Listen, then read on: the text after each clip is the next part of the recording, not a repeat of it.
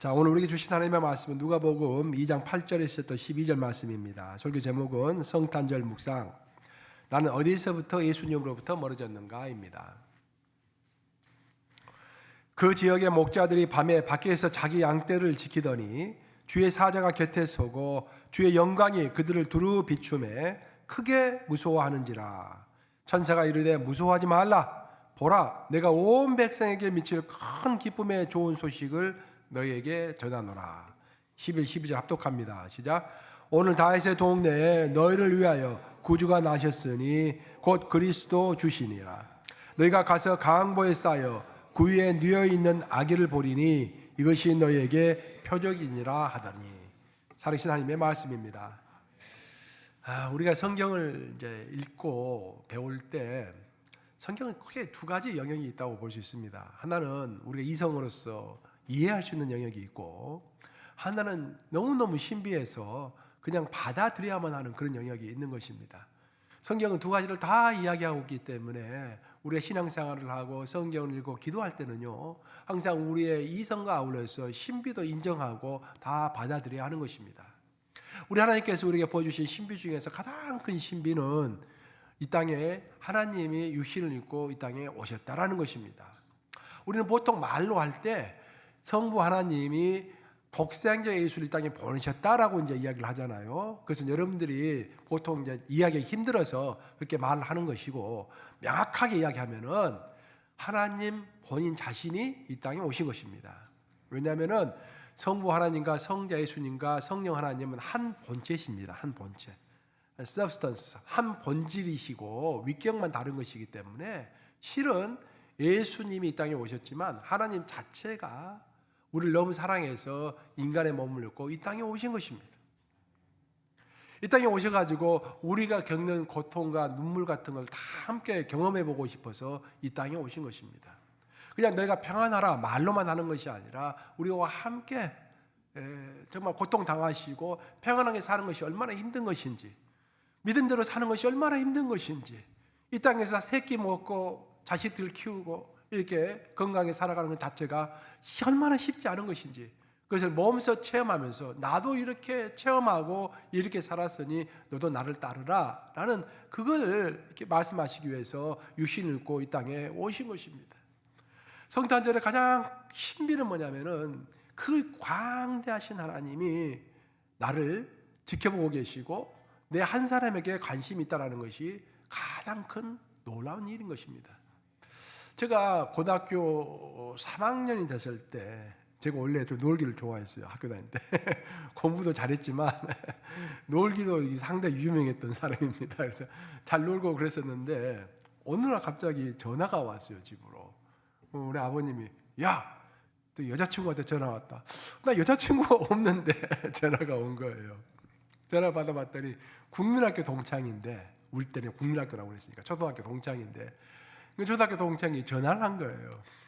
여자아이가 하면서 전화하기를, 우리 초등 처음 듣는 소리입니다. 전화하기를, 야 그만 놀고 이제 공부 열심히 해라. 열심히 해서 우리 서울에서 대학교에서 만나자. 딱 그렇게 이야기를 하는 거예요.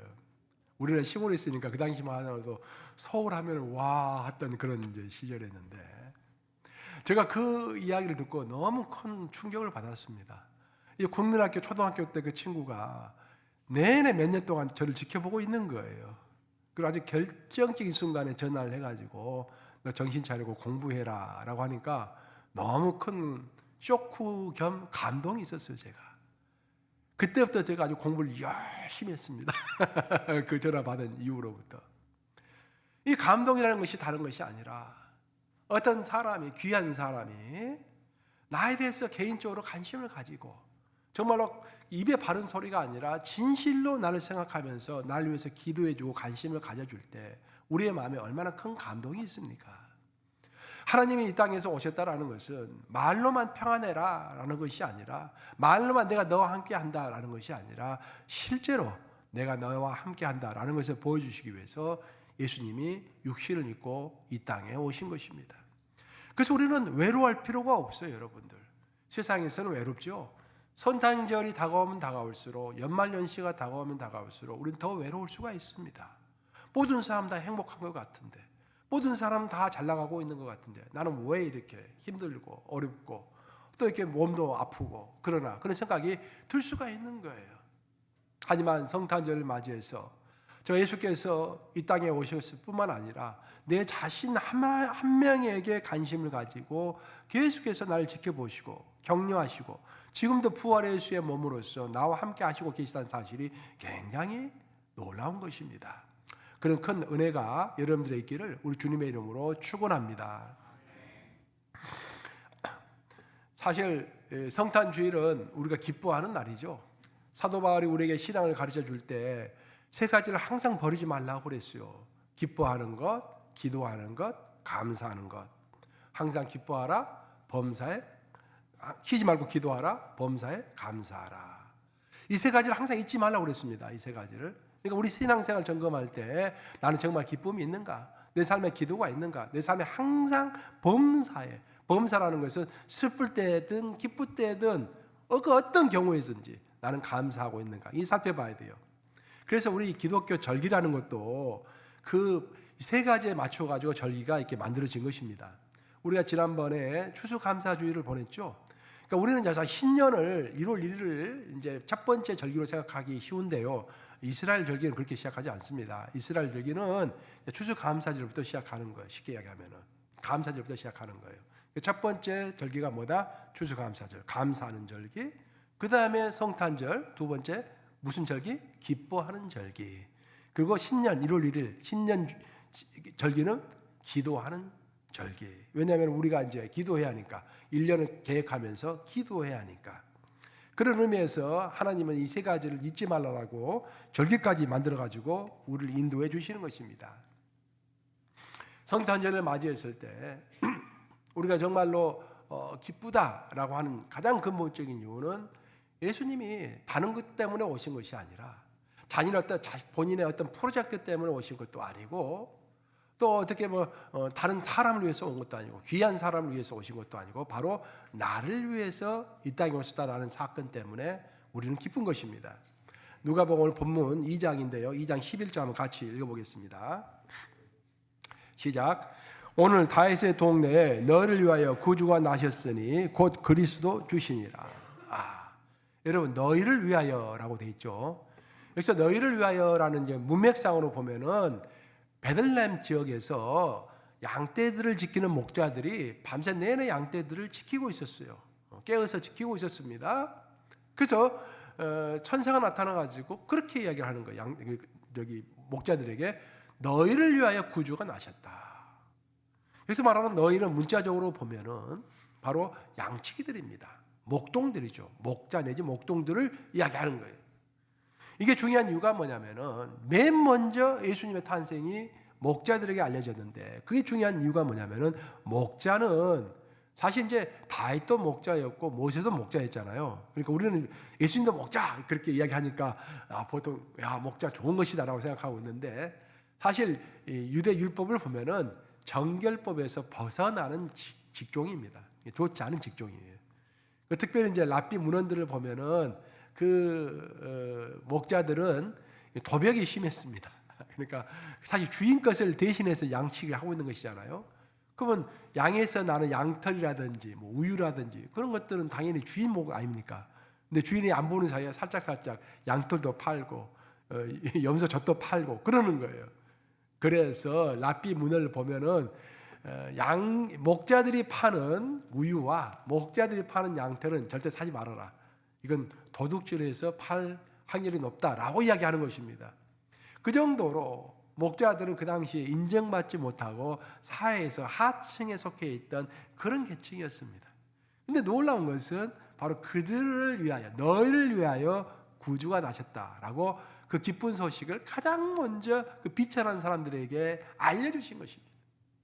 이것이 놀랍다 그런 말입니다. 우리가 구약을 보면은 그 하나님의 임재라는 것이 이사야라든지 에레미야라든지 특별한 사람들, 모세라든지 대단한 사람들, 요셉이라든지 그런 사람들에게만 하나님의 임재가 미쳤잖아요. 성경 읽어보면은 그 많고 많은 사람들, 그 밑에 있던 사람들은 전혀 우리가 잘 모르잖아요. 하나님의 임재가 특별한 사람들에게만 임한 것이 구약의 시대입니다. 근데 그 하나님의 특별한 임재가 신약에 오면서 이 목자와도 같은 또 우리와 같은 이게 평범하고 서민적인 사람들 모두에게 임했다라는 것이 가장 놀라운 사건인 것입니다. 나를 위하여 너무나도 작은 모습으로 이 땅에 예수님께서 오셨을 뿐만 아니라 지극히 서민적이고 지극히 평범한 나의 마음속에 예수님께서 찾아오신 것입니다. 그래서 예수님께서는 첫 번째 설교를 하실 때 예수님의 첫 번째 설교를 들어보면 이렇게 설교하셨죠. 우리 누가복음 4장 18절 한번 같이 읽어보겠습니다. 시작. 주의 성령이 내게 임하셨으니 이는 가난한 자에게 복음을 전하게 하시려고 내게 기름을 부으시고 나를 보내사 포로된 자에게 자유를 눈먼 자에게 다시 보게 함을 전파하며 눌린 자를 자유롭게 하고 뭐든지 첫 번째 설교는 굉장히 중요한 설교죠. 예수님이 공생애를 시작하시면서 이사야 말씀을 딱 들고서 이 말씀을 가지고 설교를 하셨는데 이 설교를 통해서 앞으로 내가 사역하게 될 방향은 이런 방향이다. 내가 왜 이 땅에 왔고 내가 무엇을 위하여 이 땅을 살아갈 것인지를 내게 알려준다라고 하면서 네 부류의 사람을 언급했는데 가난한 자, 포로된 자, 눈먼 자, 눌린 자 전부 우리 이야기 아닙니까? 여러분들 물질적으로 가난한 자도 있겠지만 영적으로 가난한 자도 힘적으로 가난한 자도 얼마나 많습니까? 포로된 자들, 물질의 포로가 되고 이루지 못한 꿈의 포로가 되고 과거의 포로가 돼가지고 지금 살아가는 사람들이 한둘입니까 여러분? 눈먼 자, 진짜로 눈이 영안에 띄지 않아가지고 영원하지 못한 것에 관심을 가지고 살아가는 사람도 한두 명이 아닙니다. 눌린 자가 또 얼마나 많습니까? 현대에 정말 악한 세력들에게, 악한 영에게 눌리고 세상 사람들에게 눌리고 친구 관계에 눌리고 그런 사람들이 있다는 것입니다. 근데 그런 사람들을 위하여 내가 이 땅에 왔다라고 말씀하시면서 우리 예수님이 이 땅에 오신 이유는 평범하고 연약한 자들 위해서 오셨다라고 명확하게 첫 번째 메시지를 전하시는 것입니다. 이로써 성탄절의 가장 핵심되는 메시지는 예수님은 평범한 사람들, 연약한 사람들을 위하여 이 땅에 오셨다. 그래서 평범한 사람들의 희망, 연약한 사람들의 희망, 눌린 자들의 희망이 바로 성탄절이다라는 그런 성탄절 메시지가 되겠습니다. 평범한 사람들의 희망으로 예수님이 오셨는데 우리 평범한 사람들은 그 예수님을 꼭 붙잡고 있어야 돼요. 꼭 붙잡는다라는 의미는 굉장히 중요한 의미입니다, 여러분. 성경을 읽어보면은 혈류병을 앓았던 여인이 어떻게 해서 병이 나았습니까? 지나가는 예수님의 옷을 꼭 붙잡은 거 아니에요. 그래서 그 옷 잡으라고 붙잡는 동시에 그의 모든 질병이 다 치유가 된 것입니다. 제가 이제 너싱홈 같은 데 가가지고 이렇게 권사님들 만나서 설교하고 그러면은요, 너싱홈에 계시는 권사님들에게 무슨 설교를 하겠습니까? 나이가 다 연로하시고 치매도 있으시고 잘 이해도 못해요. 무슨 말을 해도 말 자체도 잘 못하시고 그런 분들에게 무슨 설교를 제가 하겠습니까? 그래서 할 수 있는 이야기는 다 하나밖에 없어요. 저는 항상 그렇게 이야기해요. 권사님, 예수만 붙잡으면 돼요. 예수님 옷 보이세요? 생각해 보세요. 예수님 옷 보이시죠? 예수님 옷만 붙잡고 가면 됩니다. 오직 예수만 붙잡고 가면은 예수 붙잡고 있으면 천국 가는 거예요, 권사님. 매일 예수 부르시고 예수께 기도하시고 예수 붙잡고 예수 사랑하세요. 설교 끝. 예수를 붙잡으면은 우리가 천국에 갈 뿐만 아니라 이 땅에서 영생을 누릴 것이고 예수를 놓쳐버리면 다 놓치는 것입니다. 우리 성경을 읽어보면 엠마오의 두 제자가의 이야기가 나오고 있습니다. 예수께서 십자가에서 고통 가운데 별세하셨어요. 그 두 제자가 너무 큰 실망이 되었습니다. 예수님이 대단하신 분인 줄 알았는데 결국 예수님도 그냥 십자가에 붙잡혀가지고 돌아가셨구나라고 큰 낙담하는 마음을 가지고 자기의 고향인 엠마오로 돌아가는 두 제자가 있었다라는 것입니다. 두 제자가 길을 걸어가면서 여러 자기의 실망되고 낙담된 이야기를 서로 나누고 있는데 그때 전혀 모르는 사람이 중간에 딱 끼어든 거예요. 그 사람 누군지 모르고 그들은 그냥 스쳐 지나가는 사람이겠지 하면서 계속 이야기를 했습니다. 그러다 한참 걸어가다가 자기 집에 엠마오에 도착을 한 것입니다. 엠마오가 예루살렘에서 그렇게 먼 거리는 아니에요. 그래서 엠마오에 자기 집에 도착해가지고 들어가려고 하는데 자기가 동행했던 그 한 사람이 그냥 지나쳐가지고 앞으로 계속 가려고 그래요. 그때 엠마오 제자들 어떻게 했습니까? 강권하여 그랬죠. 강권하여 그들을 그를 붙잡고 자기 집으로 들어가서 식사 함께 하고 가시오. 여기서 유하고 가시오라고 강권하죠.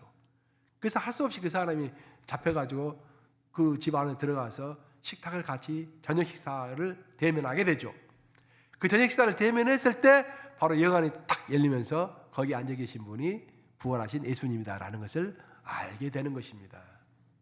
여러분, 예수님은 항상 스쳐 지나십니다. 그 스쳐 지나신 예수님을 우리가 꼭 붙잡아야 할 줄로 믿습니다. 꼭 붙잡아야 돼요. 예수님이 나이 12살 되셨을 때 부모님과 함께 유월절을 지내기 위해서 예루살렘에 올라가셨죠. 그 예루살렘에 올라갔을 때 유월절을 다 지키고 이제 돌아오는 길에 문제가 생긴 것입니다. 돌아올 때 마리아와 요셉은 당연히 예수가 함께 있는 걸로 생각했는데 하루 길을 다 지난 다음에 저녁이 되어서야 예수가 없는 것을 알게 된 것입니다. 그 이유는 예수의 나이가 12살이었기 때문에 12살 나이는 성인 취급을 받을 수 있는 그런 나이였어요.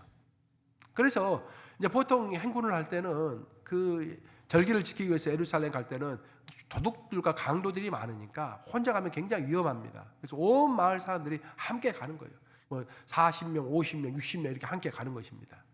그래서 나사렛에 있는 이제 마을 사람들이 함께 길을 걸어갔는데 앞에는 여자하고 이제 어린아이들을 내세우고 뒤에는 남자 장정들이 딱 서가지고 가는 거예요. 그래야 보호할 수 있으니까. 근데 예수님은 나이가 12살이기 때문에 앞에 있어도 되고 뒤에 있어도 됩니다. 그러니까 어린아이 취급받을 수도 있고 성인 취급을 받을 수도 있고. 그렇기 때문에 마리아가 딱 봐도 예수가 없는데 마리아는 속으로 생각합니다. 저 뒤에 있겠지.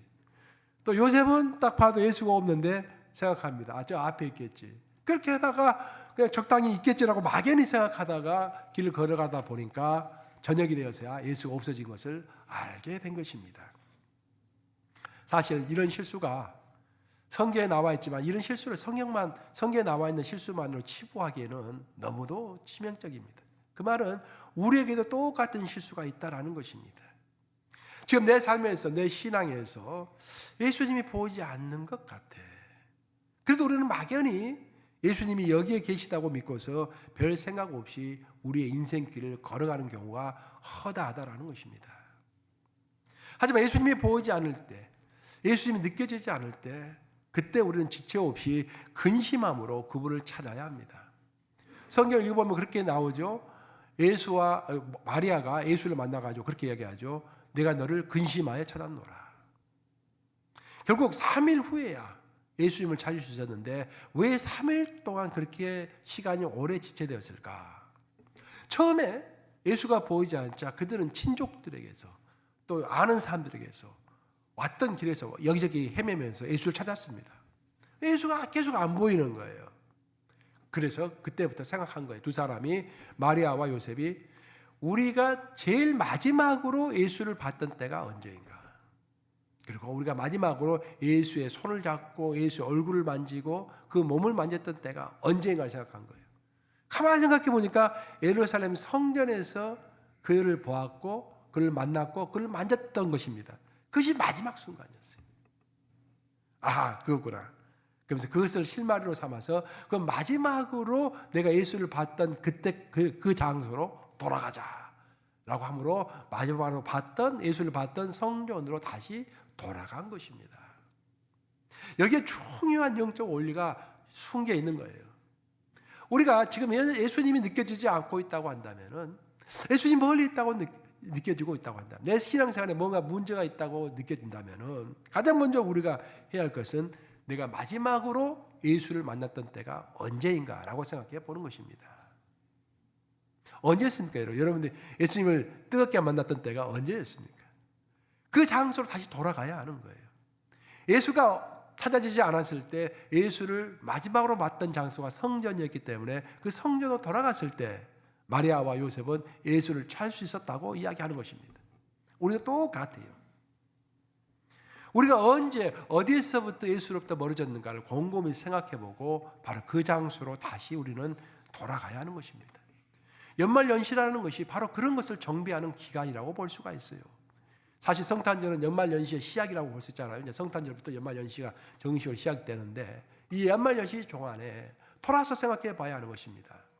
내가 아기 예수를 잃어버릴 때가 언제였는가? 언제부터 예수님으로부터 멀어졌는가?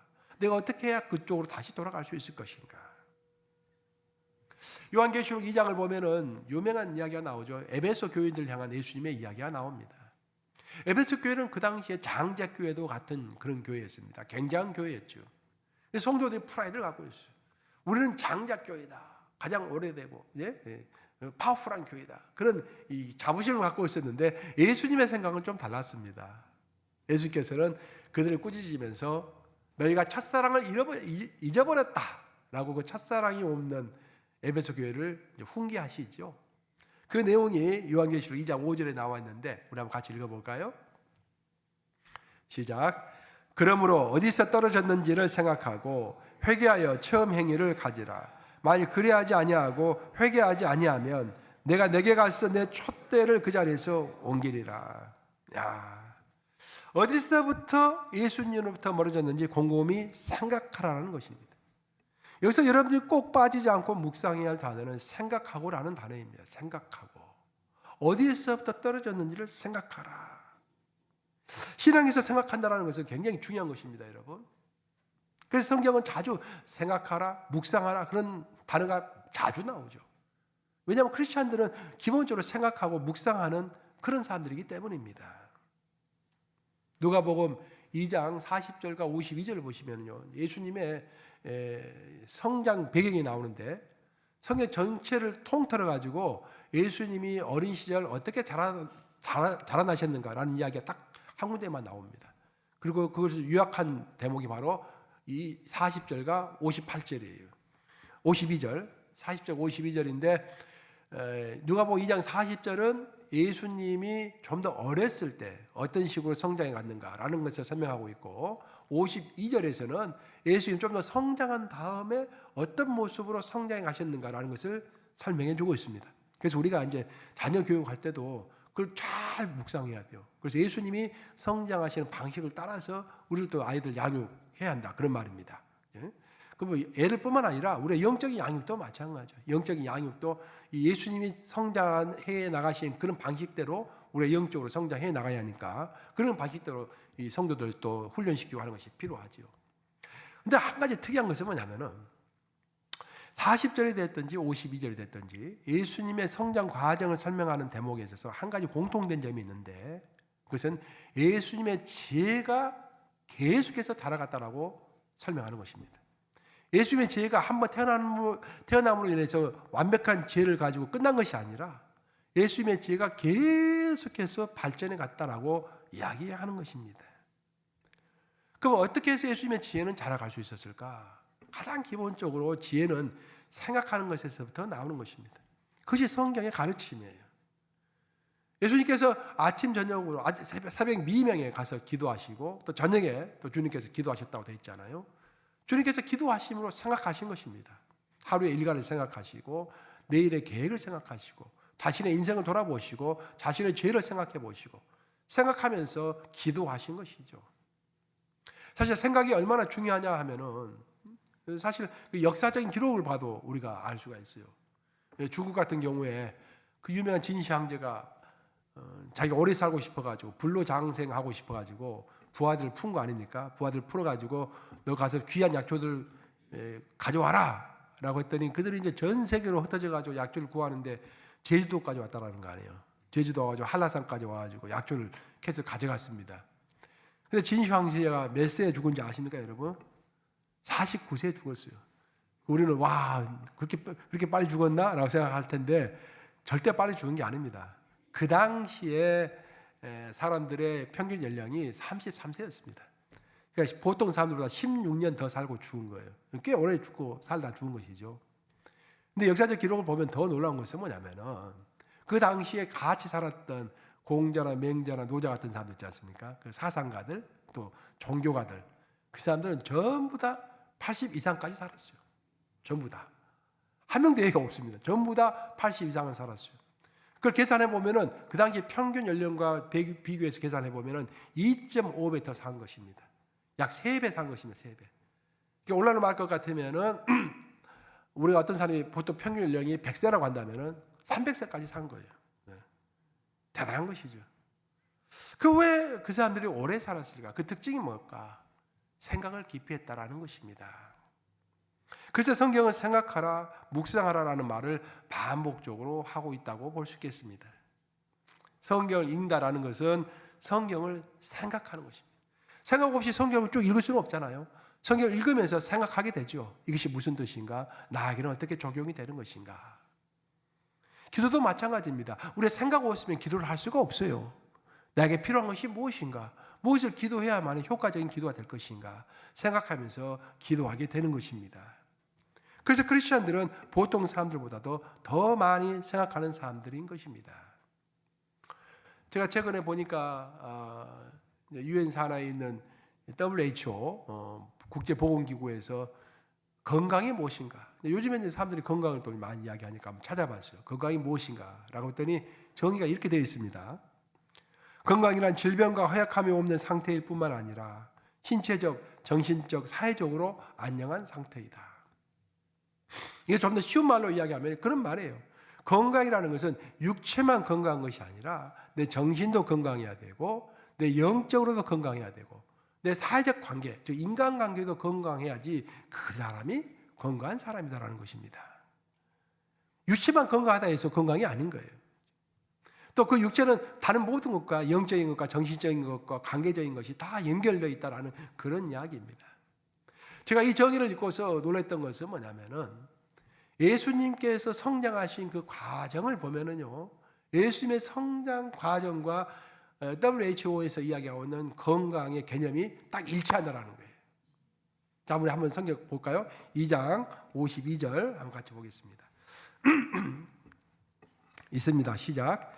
예수는 지혜와 키가 자라가며 하나님과 사람에게 더욱 사랑스러워 가시더라. 자, 지혜는 뭡니까? 생각이 건강하다라는 거예요. 키가 자라간다는 것은 육체가 건강한다 그런 말이에요. 하나님으로부터 사랑을 받는다라는 것은 영적으로 성장해 간다라는 그런 이야기입니다. 사람으로부터 사랑스러워진다라는 것은 무슨 말입니까? 인간관계가 건강하다라는 그런 뜻이죠. 이렇게 네 가지 영역에서 골고루 발전해 갔다라는 것입니다. 우리 예수님께서. 그리고 우리도 그렇게 발전해 가야 한다라는 것입니다. 그래서 우리가 신앙생활 할 때 이제 예수님의 성장 과정을 생각해 봐야 할 텐데 그 예수님의 성장 과정을 보면서 제일 먼저 언급이 되는 것이 지혜를 이야기하고 있죠. 지혜. 즉 예수님이 지혜에서 끊임없이 자라가셨는데 그 지혜는 성경을 생각하고 하나님을 생각하고 내 삶을 반성하고 계획하는 것으로부터 그 지혜가 나온다라는 그런 이야기입니다. 그래서 우리가 신앙생활 할 때 반드시 놓치지 말고 꼭 물어봐야 할 것은 하나님 앞에서 나의 삶과 신앙을 돌아보고 물어보는 것. 그거 놓치지 말아야 하는 것입니다. 이 성탄절에 예수님께서 이 땅에서 정말 내가 방금 예배 선포할 때도 예배 부름할 때도 이야기했지 않습니까? 춥고 냄새 나는 마구간으로 오신 예수님. 그것이 결코 쉬운 것이 아닙니다. 가끔씩 이 선교지를 우리가 가잖아요. 선교지 가면 제일 힘든 것 중에 하나가 잠자는 것이 힘듭니다. 우리가 스리랑카에 갔을 때도 스리랑카에 그 여관에 갔어요. 사실 여관이면 그래도 좀 좋은 거 아닙니까? 여관에 갔는데 깜짝 놀랐습니다. 여관에서 지네가 막 나오는 거예요. 지네가 나오고 막 이런 것들이 막 이만한 큰 것들이 막 기어다니고 모기장이 쳐 있음에도 불구하고 안으로 들어오고 밤새 잠을 잘 수가 없었어요. 그런 곳에 여관 가서 자기도 힘든데 우리 예수님께 말 구육간으로 오셔가지고 나 똑같은 상태를 경험하시기 위해서 예수의 사랑을 우리에게 가르쳐주기 위해서 이 땅에 오셨는데 근데 그 하나님 예수님의 사랑을 얼마나 이해하고 있는가 얼마나 누리고 있는가 라는 것을 생각하는 것 그런 것이 연말연시에 우리가 해야 할 것이고 그 생각을 통해서 우리가 더욱더 건강해지고 축복까지 겸하여 받게 되는 것입니다. 부디 이 연말연시에 우리가 한번 생각해 보십시다. 왜 하나님이 또 예수님이 나에게 가까이 느껴지지 않는 것일까? 나는 어디서부터 예수님으로부터 멀어진 것일까? 생각하시고 처음 행위로 다시 돌아가시는 그런 성탄절이 되시기를 우리 주님의 이름으로 축복합니다. 소년 예수의 이야기를 조금만 더 해보면은 결국 소년 예수는 아버지의 집 성전에 계셨죠. 결국 이제 예수님 찾아보니까 성전에 계셨어요. 우리 함께 누가복음 2장 49절 한번 같이 읽어보겠습니다. 시작. 예수께서 이르시되 어찌하여 나를 찾으셨나이까? 내가 내 아버지 집에 있어야 될 줄을 알지 못하셨나이까 하시니. 예수님은 말씀하시기를 내가 내 아버지 집에 있어야 할 줄을 알지 못하나이까. 즉 다른 말로 하면 나는 아버지 집에 있어야만 합니다. 그런 말이에요. 여기서 말하는 아버지의 집은 문자적으로 보면 성전을 의미하죠. 하지만 언어적인 뜻을 잘 분석해 보면은 성전일 뿐만 아니라 아주 그 문자적으로 쭉 해석을 해보면은 내가 아버지의 일이 있는 곳, 아버지의 마음이 있는 곳, 그곳에 내가 있어야 할 줄을 모르시나이까 라고 말씀하시는 것입니다. 결국 우리 예수님이 어디에 있을까? 왜 나는 예수님으로부터 멀어져 있을까? 어디서부터 나는 예수님으로부터 멀어진 것일까? 라고 생각할 때 예수님이 있는 곳으로 찾아가야만이 또 우리가 예수를 만날 수 있을 거 아니겠습니까? 그럼 예수님은 어디에 계시는가? 예수님은 성부 하나님의 마음이 있는 곳, 성부 하나님의 일이 있는 곳, 그곳에 예수님이 있다라는 거예요. 그러면 결론적으로 내가 예수로부터 지금 멀어져 있다고 한다면은 내가 예수님이 있는 곳으로부터 내 마음이 멀어져 있고 내가 예수님이 있는 곳으로부터 내가 멀리 떨어져 있을 확률이 굉장히 높은 것입니다. 그래서 우리 한번 생각해 봐야 돼요. 그럼 예수님이 어디에, 예수님이 하나님의 마음이 있는 곳과 하나님의 일이 있는 곳에 있다고 하셨는데 그럼 하나님의 마음과 하나님의 일은 지금 어디에 있는 것인가? 2024년 이 연말에 생각할 때 우리 하나님의 마음과 하나님의 일은 어디에 있는 것일까? 성경 명확하게 이야기합니다, 여러분. 첫 번째, 하나님은 항상 만인이 기도하는 집에 있다고 계셨습니다. 그렇게 말씀하셨습니다. 만인이 기도하는 집 어디입니까? 교회에 있는 거예요, 교회. 교회에 항상 하나님이 있는 것입니다. 교회에 하나님이 계시니까 우리가 예수를 찾기 위하여 교회의 마음을 둬야 하는 것이죠. 두 번째, 우리 하나님의 마음이 있는 곳은 바로 영적으로 잃어버린 자들 가운데 있다고 하셨습니다. 그렇죠? 영적으로 잃어버린 자들. 그러니까 항상 우리가 전도와 선교에 관심을 가지고 잃어버린 자들을 생각할 때 우리가 마음에 그쪽에 마음을 관심을 기른다면은 그곳에 계신 예수님을 또한 만날 수 있는 것입니다. 또한 우리 예수는 핍박과 고난과 가난과 상처와 번뇌 가운데서 신음하는 자들 가운데 또한 함께 계시는 것입니다. 그래서 우리가 이런 세 가지 장소, 그 하나님의 마음이 있는 곳, 하나님의 뜻이 있는 곳, 그래서 생각하면은 내가 그것으로부터 내 마음이 멀어져 있기 때문에 우리 하나님의 예수님의 온기를 내가 지금 느끼지 못하고 있구나라고 생각해 볼 필요가 있다라는 것입니다. 연말에 한번 생각해 보세요. 여러분의 마음이 지금 어디에 있습니까, 여러분? 내 마음이 과연 만민이 기도하는 집에 있는가? 내 마음이 잃어버린 자들 가운데 있는가? 내 마음이 지금 전쟁통으로 탄핵 전국으로 지금 너무도 추운 전국에 대치하고 있는 그 쓰라린 현실에 내 마음이 지금 어떻게 그 마음을, 그 상황을 바라보고 있는가? 바로 그런 이 세 가지 장소에 우리 하나님의 마음이 있다라는 것을 명확하게 이야기하면서 또 이 생탄절에 우리의 마음 또한 그곳에 가 있을 때 그곳에 계시는 예수님을 만날 수가 있는 것입니다. 제가 한 번은 선배 목사님으로부터 이런 이야기를 들은 적이 있어요. 목사님이 미국에서 신학 공부할 때 이제 그 친구 중에 하나가 시각 장애인이었다고 합니다. 그 시각 장애인이어 가지고 이제 그 좀 특이하고 그래서 한 번은 같이 전신 식사를 같이 했다고 그래요. 이 전신 식사하면서 그 시각 장애인 친구 신학생에게 목사님이 물어봤습니다. 야, 너 이렇게 눈이 안 보여서 불편할 텐데 학교 다니면서 뭐가 제일 불편하냐라고 물어봤더니 그 친구가 그렇게 대답하더래요. 난 말이야, 제일 불편하고 기분 나쁜 게 나랑 이야기하면서 다른 데 쳐다보면서 나랑 이야기하는 사람이 제일 기분 나쁘다. 그렇게 이야기를 하더래요. 목사님 너무 어이가 없어가지고, 야, 나는 눈이 어두워가지고 보이지도 않는데 너를 보고 있는지 보고 있지 않는지 어떻게 알 수 있어? 야, 다 알 수 있어. 다 느껴져. 이 사람이 나를 보고 이야기하고 있는지 멀리 다른 곳 쳐다보면서 이야기하고 있는지. 심지어는 말이야, 내 옆에 있는 사람하고 이렇게 서로 눈으로 막 윙크하면서 하고 있는 그런 장면까지도 다 느껴져. 그렇게 이야기를 하더라고요. 그래서 목사님 깜짝 놀랐대요. 그래서 영적 교훈을 하나 얻게 됐다라는 거예요. 눈먼 세상 사람도 이렇게 사람의 행실을 다 볼 수 있는데 보이지 않는 우리 하나님은 얼마나 나를 또 잘 알고 계실까? 시각 장애인조차도 보지 않고서도 상대방의 마음을 알 수 있다고 한다면은 우리 하나님은 오죽하시겠습니까? 우리 하나님은 우리의 마음이 어디에 있는지 너무도 잘 아십니다.